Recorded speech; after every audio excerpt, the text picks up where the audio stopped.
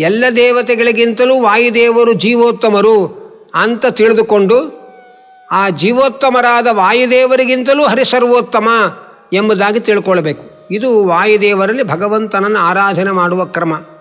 ಯಾಕೆಂದರೆ ಹರಿಸರ್ವೋತ್ತಮ ಅಂತ ಏನು ತಿಳುವಳಿಕೆ ಇದೆ, ಹರಿಸರ್ವೋತ್ತಮ ಅನ್ನುವ ಜ್ಞಾನದಷ್ಟು ಪ್ರೀತಿಯಾದ ವಸ್ತು ವಾಯುದೇವರಿಗೆ ಮತ್ತೊಂದಿಲ್ಲ.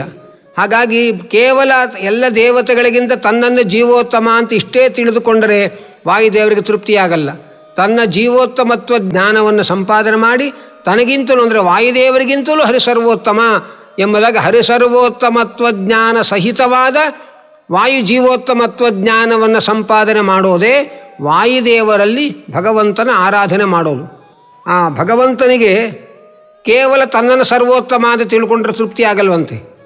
ವಾಯುದೇವರು ಜೀವೋತ್ತಮರು ಅಂತ ತಿಳಿದುಕೊಂಡು ವಾಯುದೇವರು ಜೀವೋತ್ತಮರು ಅನ್ನುವ ಜ್ಞಾನದ ಜೊತೆಯಲ್ಲಿ ತನ್ನ ಸರ್ವೋತ್ತಮತ್ವ ಜ್ಞಾನವನ್ನು ಸಂಪಾದನೆ ಮಾಡಿದರೆ ಆಗ ಅದು ಭಗವಂತನಿಗೆ ಅತ್ಯಂತ ಪ್ರಿಯವಾದದ್ದು.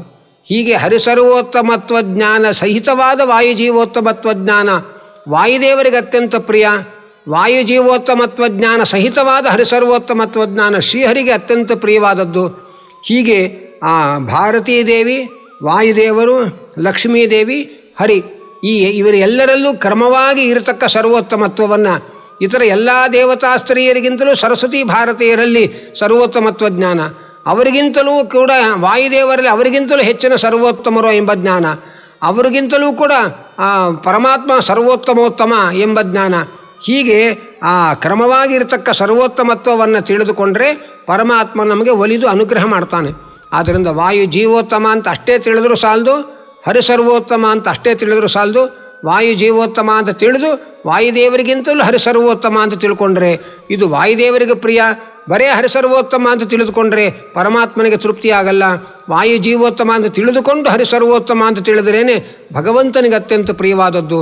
ಆದ್ದರಿಂದ ವಾಯುದೇವರು ಅನ್ನುವ ಪ್ರತಿಮೆ ಒಳಗೆ ಭಗವಂತನನ್ನು ಆರಾಧನೆ ಮಾಡುವ ಕ್ರಮ ಅಂತಂದರೆ ಆ ವಾಯುದೇವರ ಜೀವೋತ್ತಮತ್ವ ಜ್ಞಾನ ಪಡೆದು ಅವನಿಗಿಂತಲೂ ಹರಿಸರ್ವೋತ್ತಮ ಎಂಬ ಜ್ಞಾನವನ್ನು ಸಂಪಾದನೆ ಮಾಡೋದೇ ವಾಯುದೇವರಲ್ಲಿ ಭಗವಂತನನ್ನು ಆರಾಧನೆ ಮಾಡುವ ಕ್ರಮ.